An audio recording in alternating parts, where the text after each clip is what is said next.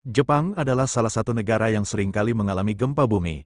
Beberapa di antaranya bahkan memicu tsunami yang memakan banyak korban. Lalu mengapa negeri Sakura acap kali diguncang gempa bumi?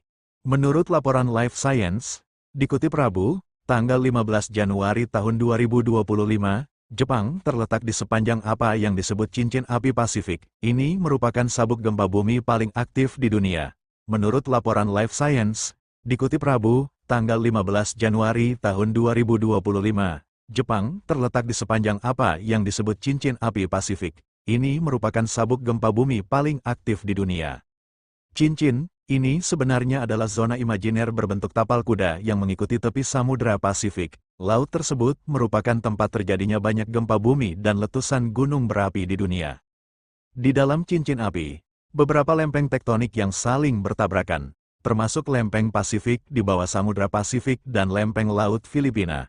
Permukaan bumi terpecah menjadi sekitar selusin atau lebih bongkahan besar yang semuanya bergerak, di mana semuanya berinteraksi di tepinya. Hal-hal menarik terjadi, kata Douglas Giffen, seorang ahli geofisika di USGS di Pasadena, California.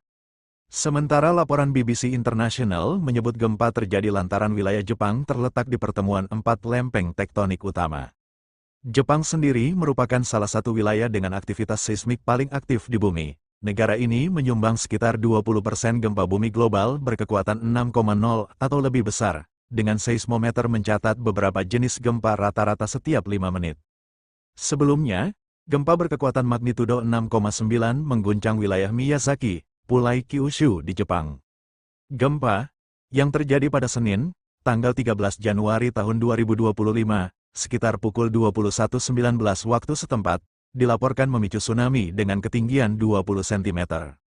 Badan Meteorologi Jepang, JMA, menyelidiki kemungkinan adanya hubungan antara gempa tersebut dengan gempa besar yang diperkirakan akan melanda Palung Nankai di perairan tengah hingga barat daya Jepang. Palung Nankai adalah fitur seperti palung yang menonjol di dasar laut tempat lempeng Laut Filipina bertemu dengan lempeng Resia, batas tektonik yang menandai titik di mana lempeng Laut Filipina yang berada di bawah lempeng Resia kontinental.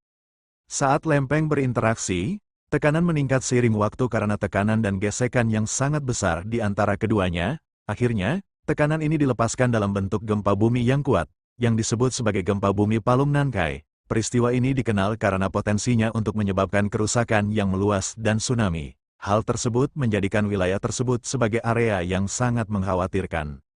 Ini bukan pertama kalinya Jepang dihantam gempa yang berpotensi menimbulkan tsunami. Salah satu gempa bumi paling dahsyat di area ini terjadi di lepas pantai Shikoku pada tahun 1946, yang menewaskan lebih dari 1.300 orang.